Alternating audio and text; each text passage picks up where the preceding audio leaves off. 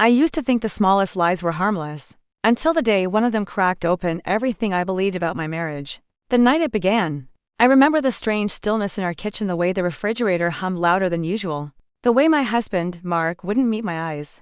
I asked him why he hadn't come home when he said he would. He brushed me off with a sigh, telling me I was overreacting again. That word again cut sharper than the lie itself.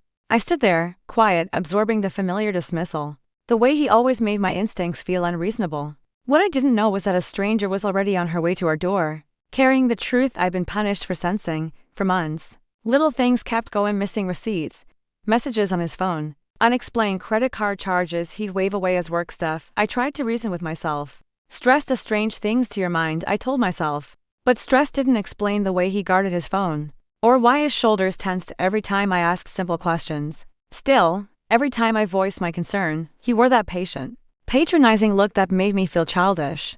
Not everything is a conspiracy, Anna. God, you're exhausting. I learned to swallow my doubts, folding them neatly inside me like overwashed laundry. One night, after he fell asleep on the couch, I stepped outside to breathe.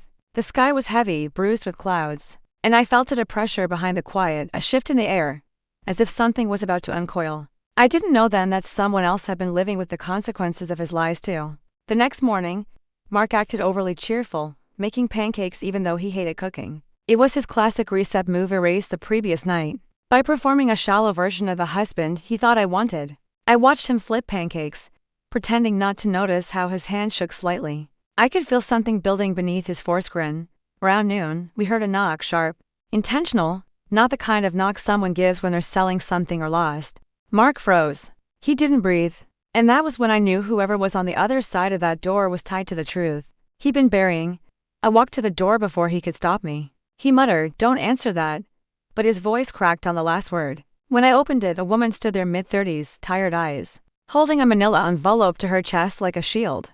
She asked, "Is Mark home?" The silence that followed was viscous. Mark finally appeared behind me, his tone clipped and trembling. "You need to leave." She didn't leave. Instead, she handed the envelope to me. "You deserve to see this," she said quietly, her eyes soft with something that felt like reluctant compassion. That was the moment my heart began to pound in my ears. Inside the envelope were screenshots, dates, conversations, photos, months of messages between them. Not romantic, not flirtatious, but transactional, financial. Mark had been feeding her lies too. He had borrowed money from her, promised repayment, promised things I can't fully describe without shaking, and then vanished from her life the moment she started asking for the truth. She told me she tracked him down because she realized he was never going to keep any of the promises he made. My hands trembled as I flipped through evidence of a man I didn't know. Not an affair, something different, something darker. He had taken money under false stories, pretending he needed to help a sick relative. He used her fear and kindness the way he used my trust. My legs almost gave out. Mark's voice rose behind me, frantic. "This isn't what it looks like. She's misinterpreting things. Anna, don't do this. Don't blow this out of proportion." Overreacting. Even now, when the proof was literally in my hands, he still clung to that word. But I didn't confront him with shouting or accusations. I didn't throw the envelope at him or demand explanations. Instead, I quietly walked to the dining table, set the papers down, and said, "I just want the truth." His face hardened into something cold and familiar. He crossed his arms like a shield. "You're being dramatic. That woman is unstable. This is harassment." The woman didn't argue. She simply said, "I tried to handle this privately. You lied to me too many times." Then she left, and the silence that followed felt like an open wound.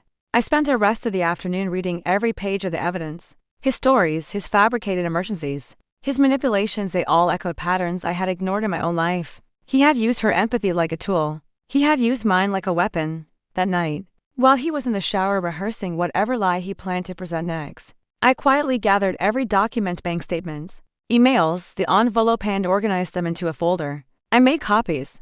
I sent them to an attorney. And then I placed the folder on his pillow. When he stepped out, water still dripping from his hair, he saw it. He didn't touch it.